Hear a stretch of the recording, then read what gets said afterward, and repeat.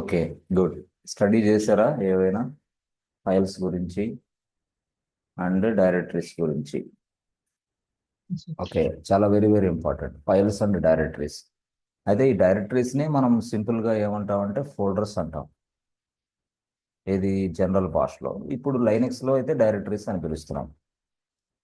అయితే ఇక్కడ విషయం ఏంటంటే మనకి ఎప్పుడైనా సరే గుర్తుపెట్టుకోండి,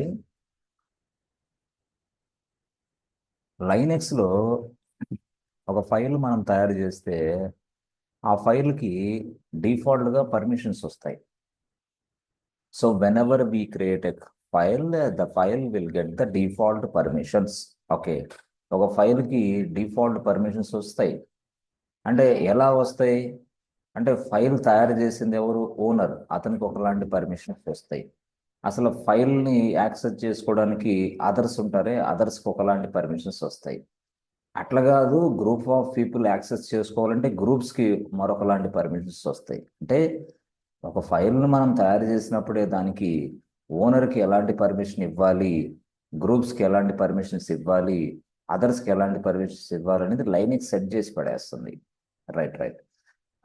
అదే మాదిరిగా ఈ డైరెక్టరీస్కి కూడా మనం తయారు చేసినప్పుడు లైనక్స్ అనేది ఓనర్స్కి ఒకలాంటి పర్మిషన్స్ ఇస్తుంది, అదర్స్కి ఒకలాంటి పర్మిషన్స్ ఇస్తుంది. లేదు లేదు, అదర్స్ అంతా అంటే మొత్తం వస్తారు. అట్లా సెలెక్టెడ్ పీపుల్ అంటే సెలెక్టెడ్ పీపుల్ని మనం గ్రూప్ ఆఫ్ పీపుల్ అంటాం, దాన్ని మనం గ్రూప్ అంటాం. ఆ గ్రూప్ అనేది ఎస్ ఒక కైండ్ ఆఫ్ పర్మిషన్స్ కలిగి ఉంటుంది. అంటే అదర్స్కి, గ్రూప్స్కి, ఓనర్స్కి డిఫరెంట్ పర్మిషన్స్ ఉంటాయి. ఎప్పుడు మనం ఫైల్ తయారు చేసిన వెంటనే డిఫాల్ట్ పర్మిషన్స్. ఓకే, ఈ డిఫాల్ట్ పర్మిషన్స్లో మనకి చూడండి, suppose let's say I created file 1, right. మరి డిఫాల్ట్ పర్మిషన్స్ ఏముంటాయి సార్? ఫైల్ 1 నువ్వు తయారు చేసినప్పుడు as default permission first RW ఉంటుంది ఇక్కడ, ఆ తర్వాత హైఫన్ ఉంటుంది, తర్వాత నెక్స్ట్ ఆర్ ఉంటుంది, హైఫన్ హైఫన్, మళ్ళీ ఆర్ ఉంటుంది, హైఫన్ హైఫన్, అంతే. This default permission for file 1, అంతే. అంటే ఇక్కడ 3 బ్లాక్స్ అనమాట. Number 1 block, number 2 black, number 3 block. So first బ్లాక్లో ఓనర్స్కి, రెండో బ్లాక్లో గ్రూప్స్కి, మూడో బ్లాక్స్లో అదర్స్కి లైనక్స్ అనేది ఈ విధంగా పర్మిషన్స్ అసైన్ చేసింది. అంటే దాని అర్థమైందయా బాబు అంటే, అదర్స్ అనే వ్యక్తి అంటే ఓనర్ కాని వాళ్ళని అదర్స్ అని పిలుస్తారు. అదర్స్ అనే వ్యక్తి ఈ ఫైల్ని జస్ట్ యాక్సెస్ చేస్తాడు. బట్ యాక్సెస్ అంటే ఏందో తెలుసా? Read only. Read only. Read only access అంటే ఏంది? ఆ ఫైల్లో ఉన్న డేటా చూడగలడు, అంతే, అయిపోయింది. గ్రూప్స్కి ఇస్తే గ్రూప్స్ కూడా రీడ్ ఓన్లీ, ఫైల్స్లో ఉన్న డేటాను చూడగలడు. ఓకే, మరి ఈ ఫైల్స్లో ఉన్న డేటాని మార్చేది ఎవరు? ఓనర్.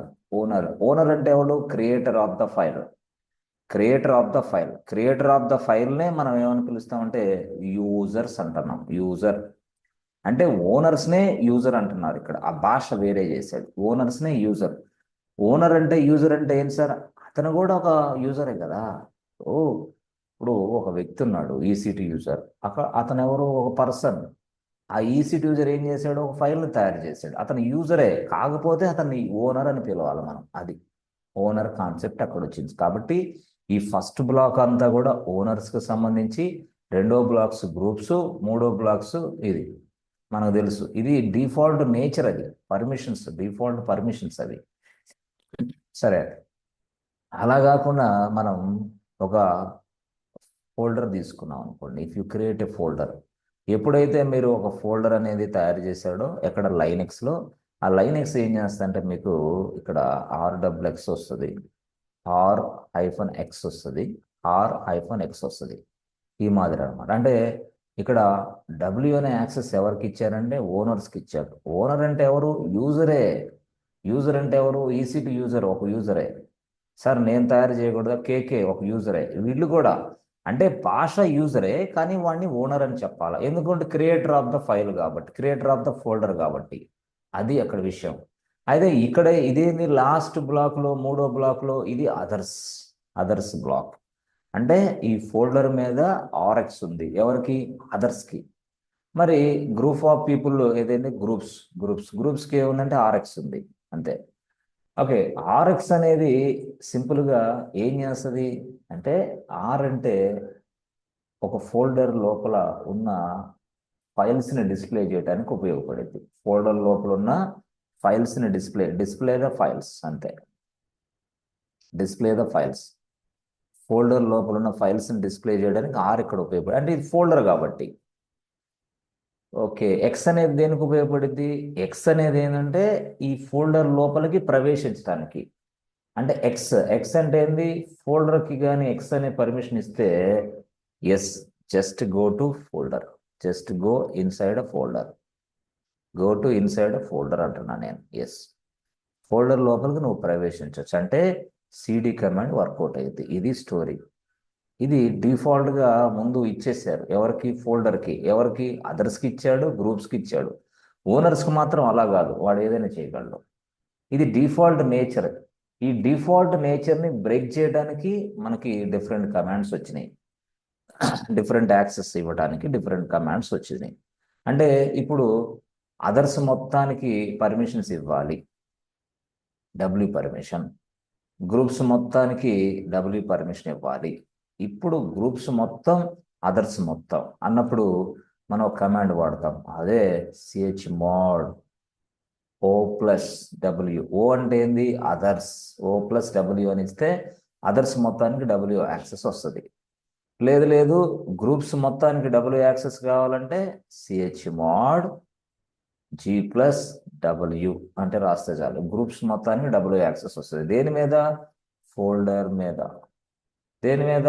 అంటే ఆ ఫోల్డర్ రాస్తే ఫోల్డర్ మీద వస్తుంది, ఫైల్ రాస్తే ఫైల్ వస్తుంది, అంతే.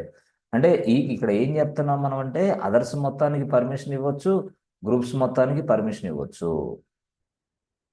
ఒక ఫోల్డర్ అయినా ఒక ఫైల్ అయినా దాని బిహేవియర్ మారింది. అంటే లేని దాన్ని మనం యాడ్ చేస్తున్నాం, దానిని chmod అనే కమాండ్ ఉపయోగిస్తున్నాం, అంతే. ఇది ఇట్లా గ్రూప్ ఆఫ్ పీపుల్కి, అదర్స్ మొత్తానికి, అందరికి ఇవ్వాలంటే ఇది. గ్రూప్స్ అంటే ఏంది సార్? ఏదైనా సరే, ఇప్పుడు ఒకటి ఉన్నారు, ఒక యూజర్స్, వీళ్ళు చాలా మంది ఉన్నారు. ఓకే, 1 2 3 4 5 6 ఉన్నారు. వీళ్ళు ఏం చేస్తాను, వీళ్ళందరూ